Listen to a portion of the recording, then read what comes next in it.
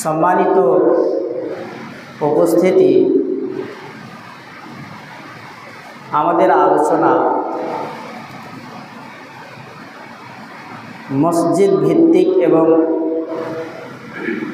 মসজিদে যে কাজ আমরা করে থাকি আর কি, সে বিষয় নিয়ে আমাদের আলোচনা চলছিল। কথা বলতে বলতে বলতে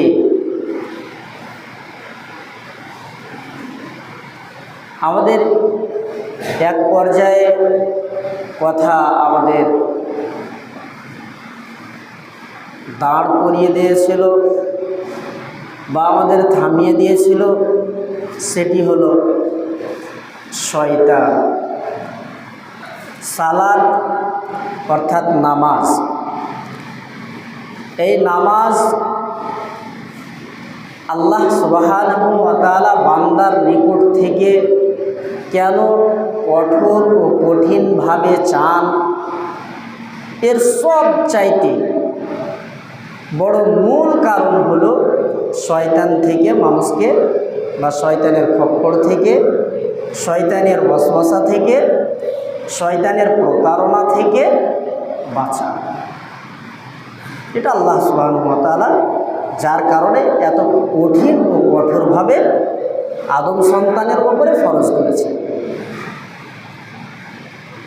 আল্লাহ সুবহানাহু ওয়া তাআলা এবং নবী মুহাম্মদুর রাসূলুল্লাহ বলেন সাল্লাল্লাহু আলাইহি ওয়াসাল্লাম, তিনি একে দুয়ে শয়তানকে আমাদের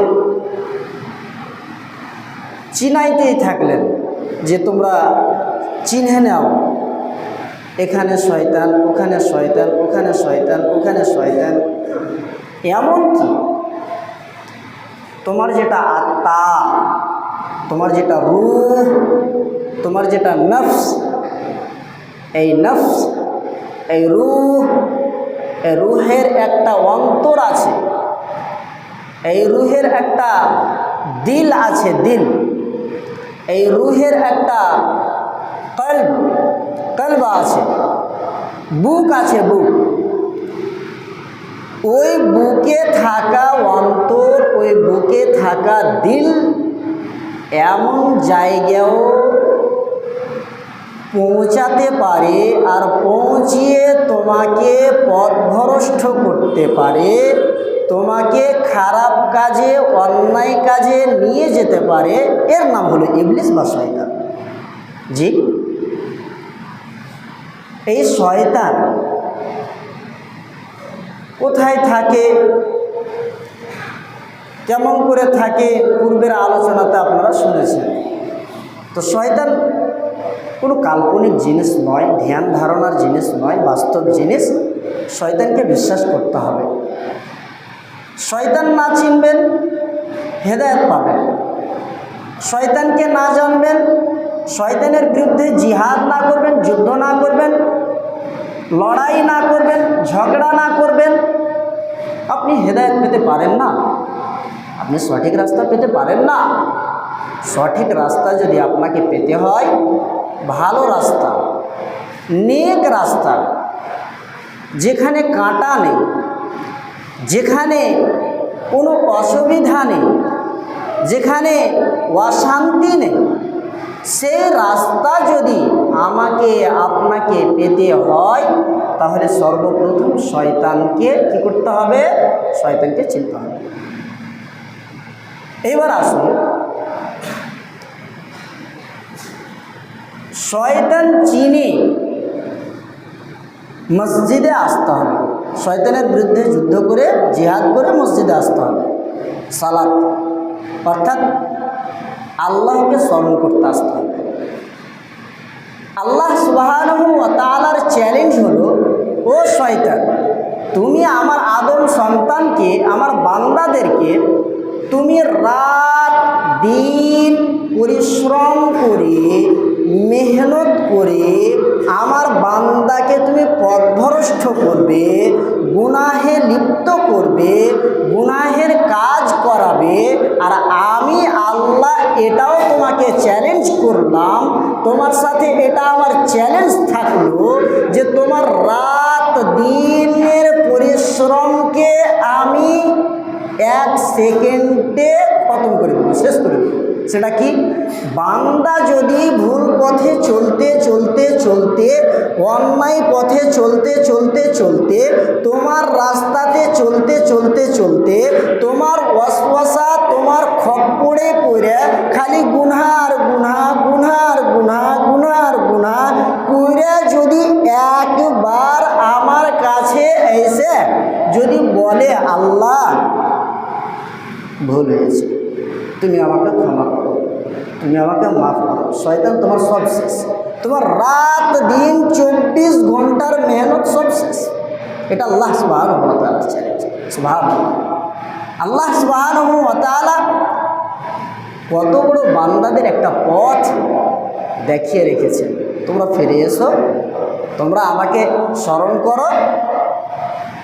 নামাজ, আল্লাহকে স্মরণ করা, আল্লাহকে ডাকা, আল্লাহকে আহ্বান করা। জি, আল্লাহকে স্মরণ করা আমি আপনাকে এইভাবে বুঝাতে পারি, যেমন ইউনুস আলাইহিস সালাতু ওয়াস সালাম, তিনি একজন নবী। আমরা সকলেই জানি যে তিনি মাছের পেটে ছিলেন, জানি না? ইউনুস আলাইহিস সালাতু ওয়াস সালাম মাছের পেটে ছিলেন না, ছিলেন না? জানি। আর এই কথা আল্লাহ সুবহানাহু ওয়া তাআলা জানতেন যে আমার নবী ইউনুস কোথায়? মাছের পেটে। আমার নবী ইউনুস কোথায়? মাছের পেটে। আল্লাহ সুবহানাহু ওয়া তাআলা জানার পরেও, আল্লাহ সুবহানাহু ওয়া তাআলার সাথে নবী ইউনুসের কথাবার্তা চালু থাকার পরেও আল্লাহ সুবহানাহু ওয়া তাআলা বলছেন, আমার নবী ইউনুস যদি আমাকে মাছের পেট থেকে স্মরণ না করত, আমাকে এই কথা না বলতো, লা ইলাহা ইল্লা আনতা সুবহানাকা ইন্নী কুনতু মিনাজ জালিমিন, তাহলে আমি আল্লাহ ইউনুসকে কিয়ামত পর্যন্ত ওই মাছের পেটে রেখে দিতাম। যে তাহলে আল্লাহকে স্মরণ, আল্লাহ সুবহানাহু ওয়া তাআলা মুসা আলাইহিস সালাতু ওয়াস সালামকে বললেন, এ মুসা তুমি যাও ফিরআউনের নিকটে, তুমি ফিরআউনের কাছে যাও, ফিরআউনকে ডাক দাও, ফিরআউনকে দাওয়াত দাও, ফিরআউনকে পরামর্শ দাও, ফিরআউনকে বুঝাও। মুসা আলাইহিস সালাতু ওয়াস সালাম আল্লাহ সুবহানাহু ওয়া তাআলার নিকটে অজুহাত পেশ করলেন। কি অজুহাত? আল্লাহ, আমার জুবান তুমি তো জানো পুড়ে গিয়েছে, আমার জুবান তোতলা, আমাকে একটা তুমি ভালো পরামর্শ দাও, ভালো পরামর্শকারীর সাথে দাও। এই কথা মুসা আলাইহিস সালাতু ওয়াস সালাম অজুহাত পেশ করে আল্লাহকে বললেন। তা আল্লাহ সুবহানাহু ওয়া তাআলা কি জানতেন না যে মুসা জিভে পুড়ে গিয়েছে, বা ওর কথা তোতলা, ওর কথা সঠিক মুখ দিয়ে বের হয় না, এই কথা কি আল্লাহ জানতেন না? জানতেন, আল্লাহ জানতেন। কিন্তু জানার পরেও আল্লাহ সুবহানাহু ওয়া তাআলা মুসাকে বলে দিলেন, রব্বিশরাহ লি সদরি ওয়া ইয়াসসির লি আমরি ওয়াহলুল উকদাতাম মিন লিসানি ইয়াফকাহু কওলি রব্বি জিদনি ইলমা। জি, আল্লাহ সুবহানাহু ওয়া তাআলা এর মানে হচ্ছে নবীগণদের নিকট থেকেও চাইছেন যে নবীগণ যেন আমাকে কি করে? স্মরণ করে। কি করে? স্মরণ করে। আল্লাহ সুবহানাহু ওয়া তাআলা এই দুয়ার বরকতে, আল্লাহর শিখিয়ে দেওয়া দোয়া মুসা আলাইহিস সালাতু ওয়াস সালাম করলেন, তোতলা জুবান শেষ।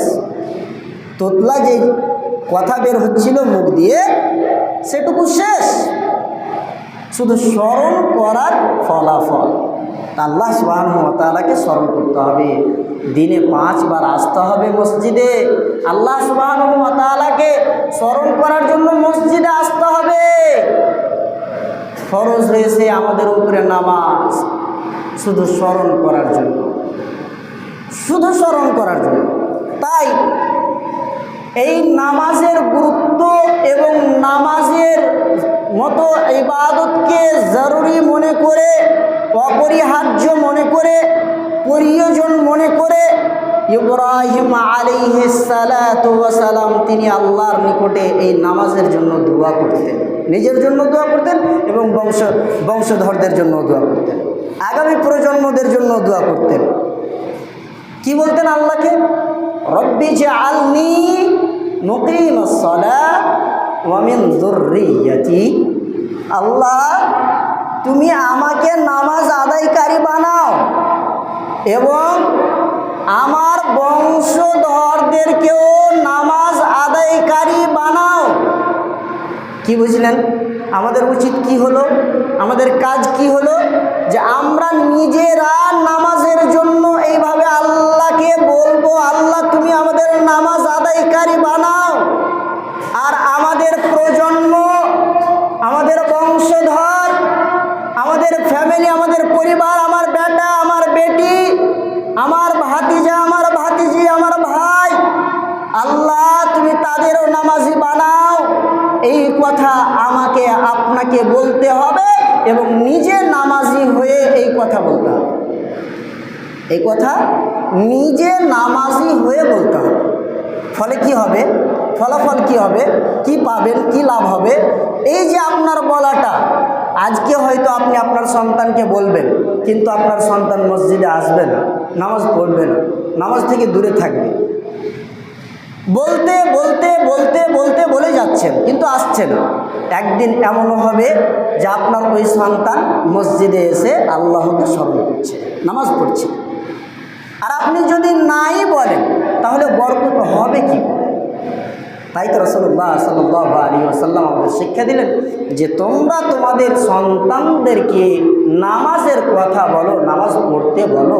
মুরু আওলাদাকুম বিসসালাত ওয়া হুম আবনাউ সাব'i সিনিন ওয়াদরিবুহুম আলাইহা ওয়া হুম আশরারু সিনিন। নামাজের কথা বলো। তোমাদের ছেলে মেয়ে 7 বছর হয়েছে তো তোমরা নামাজের জন্য তাদেরকে শিক্ষা দাও, শিক্ষা তাদের নিয়ে এসো সাথে করে, তাদের দেখাও কিভাবে রুকু করতে হয়, কিভাবে ইমামের পিছনে ইক্তেদা করতে হয়, কিভাবে মুখটাকে বন্ধ রাখতে হয়। বাস শুধু এখানে স্মরণ, দোয়া, জিকির, আজকার, আল্লাহকে স্মরণ, এইটুকু শিক্ষা দাও। 7, 8, 9, 10 10 হয়ে গেছে। হ্যাঁ, 10 হয়ে গেছে। এখন কি করতে হবে? 10 হয়ে যাওয়ার পরে ওই ছেলে সালাত আদায় করে না, তখন রাসূলুল্লাহ সাল্লাল্লাহু আলাইহি ওয়াসাল্লাম শিক্ষা দিলেন যে তাদের কি করো? আঘাত করো, তাদের আঘাত করে সালাতের জন্য বলো, নামাজের জন্য বলো। কি বুঝলেন? তাহলে আমাকে নিজেকে নামাজি হতে হবে, আমাকে নিজেকে নামাজি হতে হবে এবং আমার সন্তান, বেটা, বেটি, তাদেরকে কি করতে হবে?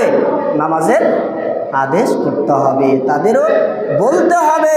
আর যদি নাই বলেন তাহলে কি আল্লাহ সুবহানাহু ওয়া তাআলার বরকত কোথা থেকে আসবে? আপনি কোনো কাজ করবেন না আর বলবেন হয়ে যাও, হয়ে যাও, হয়ে যাও, হয়ে যাবে? হবে না। হওয়ার জন্য কি করতে হবে? আপনাকে মেহনত করতে হবে, পরিশ্রম করতে হবে, তবেই কি হবে? একদিন আল্লাহ সুবহানাহু ওয়া তাআলা আপনার ওই বলাতে এমন বরকত দেবেন যে আপনার সন্তান মসজিদে এসে কি করবে? নামাজ পড়বে।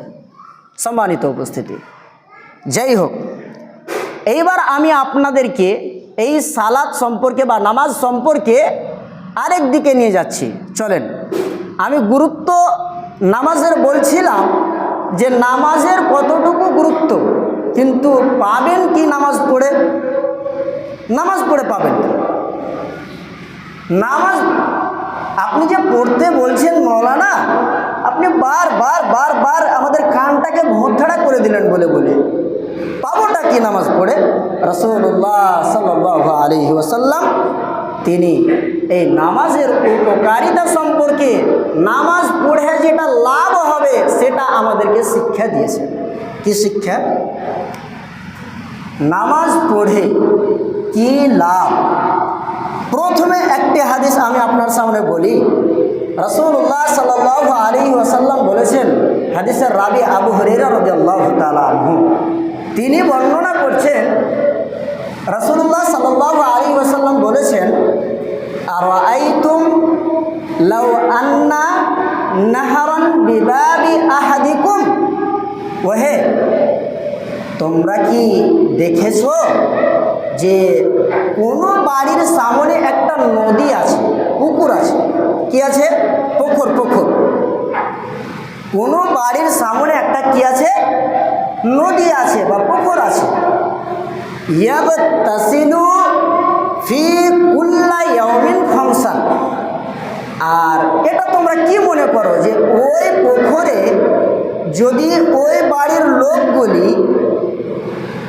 দিনে 5 বার গোসল করে, ওই পুকুরটাতে দিনে 5 বার গোসল করে, আইয়ুবকি মিন দারানিহি, তোমরা কি মনে করো ওই লোকটার গায়ে কোনো ময়লা থাকবে? কি বলেন আপনারা? আপনাদের সোচ কি? আপনাদের ধ্যান ধারণা কি? আপনাদের বিদ্যা কি বলে? থাকবে? একটা মানুষ দিনে 5 বার পুকুরে বা নদীতে গোসল করছে, লেহেছে, তো ওই লোকটার শরীরে কি কোনো ময়লা থাকবে, নোংরা থাকবে? থাকবে জি? থাকবে? থাকবে। রাসূলুল্লাহ সাল্লাল্লাহু আলাইহি ওয়াসাল্লাম যখন জিজ্ঞাসা করলেন সাহাবীদেরকে, সাহাবীরা বলছেন, ক্বালু, তিনারা বললেন, লা ইউবকি মিন দারানিহি শাইয়া। আপনি কি বলেন? 5 বার দিনে গোসল করবে আর তার শরীরে ময়লা থাকবে? জি না, কখনো হতে পারে ময়লা থাকবে না। তখন রাসূলুল্লাহ সাল্লাল্লাহু আলাইহি ওয়াসাল্লাম বললেন, যালিকা মিসলুস সালাওয়াতিল খামস, ঠিক 5 ওয়াক্ত সালাতের উপমা, উদাহরণ হলো ওই যে দিনে 5 বার গোসল করনেওয়ালা ব্যক্তির যেমন কোনো কি থাকলো না, ময়লা থাকলো না, তার শরীরে কোনো নোংরা থাকলো না, ঠিক তেমনি ওই যে 5 ওয়াক্তের নামাজ মানুষ এসে আদায় করবে, তার গুনাহ ওইভাবে সাফ হয়ে যাবে, তার গুনাহ বলতে কিছু থাকবে না। সুবহানাল্লাহ। আবু উসমান রাদিয়াল্লাহু তাআলা আনহু তিনি বর্ণনা করছেন, একদা আমি সালমান রাদিয়াল্লাহু তাআলা আনহুর সাথে এক বাগানে বসেছিলাম। আমি ওই বাগানের একটি গাছের ডাল, শুকনো ডাল, শুকনা ডাল কে ধরে আমি ঝুঁকিয়ে দিলাম। ঝুঁকিয়ে দিতে না দিতে ওই ডালে যত শুকনা পাতা ছিল, পাত ছিল, সব ঝরে পড়ে গেল। আমি আবু উসমান সালমানকে জিজ্ঞাসা করলাম, ওহে সালমান, তুমি কি বলতে পারো আমি যে তোমার সামনে এই রকম গাছের ডালকে ধরে ঝুলিয়ে দিলাম, পাত তো সব পড়েই গেল, তুমি কি মনে করো? তখন সালমান বলছে, আমি তো কিছু জানি না, তুমি কি কিছু জানো? তখন আবু উসমান রাদিয়াল্লাহু তাআলা আনহু তিনি বলছেন, আমিও ঠিক তেমনি যেমন তোমার সাথে এই জায়গায় বসে আছি, একদিন আমি নবী মুহাম্মদ সাল্লাল্লাহু আলাইহি ওয়াসাল্লামের সাথে ছিলাম। নবী মুহাম্মদ সাল্লাল্লাহু আলাইহি ওয়াসাল্লাম এই রকমই একটি শুকনা গাছের ডালকে ধরে ঝুঁকিয়ে দিলেন। শুকনা গাছের ডালের যত পাত ছিল সব ঝরে পড়ে গেল। আমি আবু উসমান রাসূল সাল্লাল্লাহু আলাইহি ওয়াসাল্লামের সাথে আছি। নবী মুহাম্মদ সাল্লাল্লাহু আলাইহি ওয়াসাল্লাম বলছেন, হে আবু উসমান, বলো তো এটা কেন করলাম? আবু উসমান বলছেন যে আল্লাহ এবং তার রাসূলই ভালো জানেন। মুহাম্মদ সাল্লাল্লাহু আলাইহি ওয়াসাল্লাম বললেন, আচ্ছা শোনো, এর উপমা হচ্ছে, এর উদাহরণ হচ্ছে, এই কাজটা ওই মতো হচ্ছে যে কোনো ব্যক্তি সুন্দর করে উযু করলো, সুন্দর করে উযু করে মসজিদে এলো এবং সালাত আদায় করলো, নামাজ পড়লো, আল্লাহকে স্মরণ করলো, আল্লাহর জিকির আজকার করলো, ঠিক যেমন ওই শুকনা ডাল থেকে শুকনা পাত ঝরে পড়ে গেল, ওই বান্দার, ওই ব্যক্তির গুনাহ ঠিক সেই মতোই ঝরে যায়। সুবহানাল্লাহ। জি, মুহাম্মদ সাল্লাল্লাহু আলাইহি ওয়াসাল্লাম বলছেন, কোনো ব্যক্তি মসজিদে সালাত অর্থাৎ নামাজ পড়তে এলো, আল্লাহকে স্মরণ করতে এলো, স্মরণ করতে এসে যখন সে সালাতে দাঁড়ালো, কিয়াম করলো, তার গুনাহ মাথার উপরে চাপিয়ে দেওয়া হলো, তার গুনাহ দুই কাঁধে রেখে দেওয়া হলো। ব্যক্তি যখন রুকুতে গিয়ে সুবহানা রব্বিয়াল আযীম বলে, ওই বান্দার গুনাহ মাথার ওপর থেকে দুই কাঁধ থেকে ঝরে পড়ে যায়, ঝরে পড়ে যায়। যখন সে সাজদাতে যায় তখন সব কিছু পড়ে যায়। মুহাম্মদ সাল্লাল্লাহু আলাইহি ওয়াসাল্লাম বলেছেন, এই হলো সালাতের উপকারিতা। সম্মানিত উপস্থিতি, আপনি সালাত কেন আদায় করবেন না? নামাজ কেন পড়বেন না? নামাজ কেন ছাড়ছেন? নামাজ ছাড়ার কারণ কি আপনি বলুন তো একটু, দেখে আমি আপনাকে বলতে পারি কিনা, একটু বুঝাতে পারি কিনা। আপনি বলবেন তো যে মাওলানা আমি কাজে যাই, কাজে গিয়ে হিন্দুর বাড়িতে কাজ করি, হিন্দুর বাড়িতে কাজ করতে আমাকে জোহর আসর সেখানেই থাকতে হয়। জোহর আসর সেখানে থাকার কারণে আমি দেখছি যে আমার জোহর আসর ছুটে গেল, তো মাগরিব ঈশা আর ফজর পড়ে কি করব? এই অজুহাতে মাওলানা আমি নামাজ পড়তে পারি না, আমি সময়টুকু পাই না। ভাইজান, আমি আপনাকে আজকে বলছি, আপনার এটা অজ্ঞতা, আপনার এটা না জানার কারণে এই রকম হচ্ছে। আপনি সালাত থেকে দূরে রয়েছেন, আপনি জানেন না বলে। কে বলেছে হিন্দুর বাড়িতে সালাত হবে না? কে বলেছে হিন্দুর বাড়িতে নামাজ হবে না? জি, আপনি ওখানেই আছেন, কাজের মধ্যেই আপনি 5টা থেকে 6-7 মিনিট বের করে নেন। 7 মিনিট বের করে নেওয়ার পরে আপনি জানেন, আপনি সাধারণ মানুষ, যে সালাত জোহরের আদায় করতে হলে 10 রিকাত পড়তে হয়। এই যে 10 রিকাত, এই জিনিসটা আপনাকে ভারী লেগেছে, এই 10 রিকাত ভারী লেগেছে, আর আপনি জানেন না এই সম্পর্কে। আপনি জানছেন 10 রিকাতই পড়তে হবে, যার কারণে আপনাকে এই অজ্ঞতা আর না জানার কারণে আপনাকে দূরে করে দিল, নামাজ থেকে দূরে করে দিল। কিন্তু আমি আজকে আপনাকে বলছি, আপনি 10 রিকাত পড়বেন না। ওই কাজের ভিতরে আপনি মাত্র 5 মিনিট থেকে 6 মিনিট সময় বের করুন। ওই জায়গাতে যদি ওই রকম অসুবিধা হয় যে সেটাও আমার অসুবিধা হচ্ছে, আপনি কি করবেন? বাড়ি থেকেই যখন বের হবেন, সুন্দর করে উজু করে বের হবেন, গোসল করে সুন্দর করে বাড়ি থেকে বের হন। বের হয়ে আপনি 5 থেকে 6-7 মিনিটে আপনি 4 রিকাত নামাজ পড়েন। আপনাকে সুন্নাত পড়তে হবে না, আপনি সুন্নাত পড়িয়েন না, তবে ফরজটুকু আপনাকে আদায় করতেই হবে, ফরজটুকু আপনাকে আদায় করতে হবে। আপনি আসরের সালাত সেভাবে আদায় করেন। দেখেন, আপনি এই কথা জানতেন না, এই কথা আপনার মধ্যে ছিল না যে 6 রিকাত সুন্নাত যদি আমি ছেড়ে দিই তাহলে আমি গুনাহগার হয়ে যাব, এটাই আপনার মনে ছিল, যার কারণে আপনি দূরে ছিলেন সালাত থেকে। আজকে জানলেন ভাইজান, আপনার নিকটে আমার বড় আশা, আপনার নিকটে বড় আবেদন, আর কোনোদিন জীবনে কাজের অজুহাত দিয়ে সালাত থেকে দূরে যাবেন না। আল্লাহ সুবহানাহু ওয়া তাআলার জিকির থেকে কোনোদিন নিজেকে দূরে করিয়েন না। আল্লাহ সুবহানাহু ওয়া তাআলার নিকটে সব সময় আসুন। আপনার ওই কাজ, যেই কাজের অজুহাত দিয়ে আপনি সালাত থেকে দূরে থাকছেন, নামাজ থেকে দূরে থাকছেন, ওই কাজটা আপনার মাথাকে ভারী করে রাখে, আপনার মন শান্তি নাই, আপনার মনে শান্তি নাই, আপনার শরীর আলসি আলসি লাগছে, কেমন কেমন লাগছে। আপনি সালাত আদায় করুন, ইনশাআল্লাহ এটা আপনাকে আমি 100% বলতে পারি। যখন আপনি ওই কাজের বিরতি নিয়ে 5 মিনিটের বিরতি নিয়ে 6 মিনিটের বিরতি নিয়ে যখন আপনি 4 রিকাত ফরজ সালাত আদায় করবেন, নামাজ পড়বেন, দেখবেন আপনার ওই কাজের টেনশন দূর হয়ে গিয়েছে, আপনার মন তৃপ্তি পেয়েছে, আপনার শরীর আর আলসি নাই, আলসি থেকে ভালো হয়ে গিয়েছে, আপনাকে আর খারাপ লাগবে না, আপনার মন তৃপ্তি পাবেই পাবে। এই ইবাদতের নাম হলো সালাত, এই ইবাদতের নাম হলো আল্লাহ রাব্বুল আলামিনের স্মরণ। সম্মানিত উপস্থিতি, আলা বিযিকরিল্লাহ তাতমাইন্নুল কুলুব।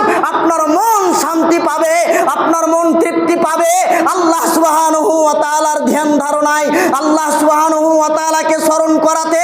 জীবনে আর কোনোদিন নামাজের কাছ থেকে থেকে দূরে সরে যাবেন না কাজের অজুহাত দিয়ে। আমি এই কাজটা করি মাওলানা, যার কারণে আমি নামাজ পড়তে পারি না, আমাকে নামাজ পড়ার সময় পাওয়া, আমি নামাজ পড়ার সময় পাই না, এই রকম অজুহাত দিয়ে কোনোদিন দূরে সরবেন না। আরও কিছু বলবেন, আরও কিছু বলবেন, আরও কিছু বলবেন, সব কিছুকে বাতিল করে দিয়ে আল্লাহকে আপনাকে স্মরণ করতেই হবে। না করলে কি ক্ষতি হবে, না করলে কি ক্ষতি হবে? আসুন আমি আপনাকে দেখাই। সমাজে যারা বেনামাজি হয়ে বসবাস করছেন, বলেন তো আপনাদের মনে শান্তি আছে, আপনাদের মনে তৃপ্তি আছে? আপনারা বলবেন হ্যাঁ আছে, আমাদের টাকা পয়সা বেশি, আমাদের বাড়িতে এসি লাগা আছে, আমাদের কাছে গাড়ি বাড়ি আছে, আমাদের কাছে সব কিছু বেশি আছে, শান্তি পাবো না মানে? আমাদের কাছে সব কিছু থাকার পরে শান্তি পাবো না, এই কথা কেমন করে বলছেন মাওলানা? এই কথা আমি আপনাকে বলছি এই কারণে যে সালাত ব্যতীত যদি আপনি টাকা পয়সার মালিক হন, সালাত ব্যতীত অর্থাৎ নামাজ ছাড়া যদি আপনি মাল ও দৌলতওয়ালা হন, আল্লাহ সুবহানাহু ওয়া তাআলাকে স্মরণ না করে আপনার কাছে যদি জমি জায়গা থাকে, লক্ষ কোটি কোটি টাকার যদি মালিক হন, তাহলে ওই টাকা মনে করবেন যে আল্লাহ সুবহানাহু ওয়া তাআলার পক্ষ থেকে নয়, ওটা বরং শয়তানের প্রতারণা, ওটা বরং শয়তানের ওয়াসওয়াসা। শয়তান আপনার সামনে নিয়ে এসে ভালোভাবে পেশ করছে, এই নাও তোমার জমি, এই নাও তোমার গাড়ি, এই নাও তোমার বাড়ি, এই করে করে করে করে আপনি আল্লাহ সুবহানাহু ওয়া তাআলা থেকে দূরে সরে রয়েছেন। এই জিনিসটাকে বুঝতে শিখুন যে শয়তান আমাকে এইরকম টেনে রেখেছে আল্লাহ সুবহানাহু ওয়া তাআলার জিকির থেকে, আল্লাহ সুবহানাহু ওয়া তাআলার স্মরণ থেকে, যার কারণে আজকে আমি নামাজ থেকে দূরে। এই রকম মনে অনুভব করুন, মনে এই রকম বিশ্বাস করুন, তবে আপনি হেদায়েতের পথ পাবেন, আল্লাহ সুবহানাহু ওয়া তাআলাকে চিনতে পারবেন, আল্লাহ সুবহানাহু ওয়া তাআলার সাথে কথা বলতে পারবেন। নামাজ মানে কি? নামাজ মানে হলো আল্লাহ সুবহানাহু ওয়া তাআলার সাথে কথা বলা, আল্লাহ সুবহানাহু ওয়া তাআলার সাথে কথা বলা। বান্দা আল্লাহর, আল্লাহ বান্দার, এই নামাজ। বান্দা আল্লাহর আর আল্লাহ বান্দার, এই হলো নামাজ, এই হলো আল্লাহ সুবহানাহু ওয়া তাআলার স্মরণ। ভাইজান, আমি একটা কথা বলে এইবার আমি আমার জুমার খুতবাকে ইতি করছি। আল্লাহ সুবহানাহু ওয়া তাআলা আমাদের ওপরে সালাত ফরজ করেছেন, আমরা ফায়দা বুঝতে পারি না, উপকার বুঝতে পারি না। উপকার একটুকু আপনাকে দেখাচ্ছি। একজন মহিলা নতুন বিয়ে হয়েছে, বিয়ে হওয়ার পরে শাশুড়ির বাড়িতে গিয়েছে, শাশুড়ির বাড়িতে গিয়ে শাশুড়িকে বলছে, ও মা, ও আম্মা জান, আমার সন্তানের প্রয়োজন আছে, আমার সন্তানের প্রয়োজন আছে, আমার ছেলের প্রয়োজন আছে। তখন বলছে কেন, তুমি ছেলে কেন চাইছো? তুমি মেয়ে চাইতে পারো না? তুমি মেয়ে আল্লাহ সুবহানাহু ওয়া তাআলাকে বলতে পারো না? তখন বলছে না না না, আমি তো আমার ছোট বোনগুলোকে মানুষ করেছি, তো মানুষ করে করে করে করে আমার ছেলের প্রতি একটু আগ্রহটা বেশি, ভালোবাসাটুকু বেশি। তখন ওই মেয়েটা, ওই মহিলাটা আল্লাহ সুবহানাহু ওয়া তাআলার নিকটে বলতে লাগলো, আল্লাহ তুমি আমাকে ছেলে সন্তান দাও। তখন ওর শাশুড়ি তার বিরুদ্ধে চাইতে লাগলো আল্লাহর কাছে কি, আল্লাহ তুমি আমাকে একটি পোতা দাও, পোতা নাতি দাও। ও চাইছে বেটি, ও চাইছে বেটা, আর শাশুড়ি চাইছেন মানে নাতনি আর কি, পুতিন। তো এইভাবে চাইতে চাইতে তারা দুইজন মিলে যুদ্ধ করতে লাগলো। কি করতে লাগলো? যুদ্ধ করতে লাগলো। কিসের যুদ্ধ? রব্বুল আলামিনকে ডাকাডাকির প্রতিযোগিতা শুরু করলো, রেসারেসি শুরু করলো। শাশুড়ি আল্লাহকে ডাকে আর বউ আল্লাহকে ডাকে। বউ বলে ছেলে দাও আর শাশুড়ি বলে মেয়ে দাও। এই করতে করতে দেখা গেল, শেষ ফলাফল দেখা গেল ওই মেয়েটার পেটে দুই রকমই ছেলে এসেছে, একজন মেয়ে আর একজন পুরুষ। সম্মানিত উপস্থিতি, এইরকম হাজারো ঘটনা আমাদের সমাজে ঘটে থাকে, এইরকম হাজারো ঘটনা আমাদের সমাজে ঘটে থাকে। আপনি ওই থেকে শিক্ষা নিতে পারেন না? একজন ব্যক্তি ফজর সালাত আদায় করছে, পুরো রাত তার কাছে টাকা পয়সা কিছুই নাই, কি খাবো কালকে, কি খাবো কালকে, কালকে কি করে আমি আমার কাজটাকে উঠাবো, আমার কাছে মাত্র 300 টাকা আছে, 1800 টাকার কাজ আমার পড়ে আছে, তো কি করে উঠবে? এই ফজর নামাজ পড়ে আল্লাহ সুবহানাহু ওয়া তাআলার নিকটে আল্লাহ সুবহানাহু ওয়া তাআলাকে স্মরণ করে মসজিদ থেকে বের হতে না হতে দেখলো যে তার রুজি রুটি যে 1800 টাকা প্রয়োজন ছিল, সেই 1800 টাকা দিনের মধ্যে কি হয়েছে? ইনকাম হয়ে গেছে। কি হয়েছে? ইনকাম হয়ে গিয়েছে। ভাইজান, এই থেকে শিক্ষা নিতে হবে যে সালাত আদায় করুন, সালাতের আপনি লাভ, সালাতের লস আপনি নিজেই বুঝতে পারবেন। আসুন রবের দিকে, নামাজ পড়ুন। আল্লাহ সুবহানাহু ওয়া তাআলার নিকট দোয়া করি, ইয়া আল আলামিন, আল্লাহ তুমি আমাদের কথাগুলিকে সঠিকভাবে বুঝার তৌফিক দান করো। ইয়া আল আলামিন, আল্লাহ আমরা যারা বসে আছি, আল্লাহ তুমি আমাদের কবুল করো। আল্লাহ তুমি আমাদের হেদায়েত দাও। আল্লাহ তুমি আমাদেরকে এই মসজিদের সাথে নিজের সম্পর্ক গড়ে তোলার তৌফিক দান করো। আমিন। তাকাব্বালাল্লাহু ইয়া রাব্বাল আলামিন।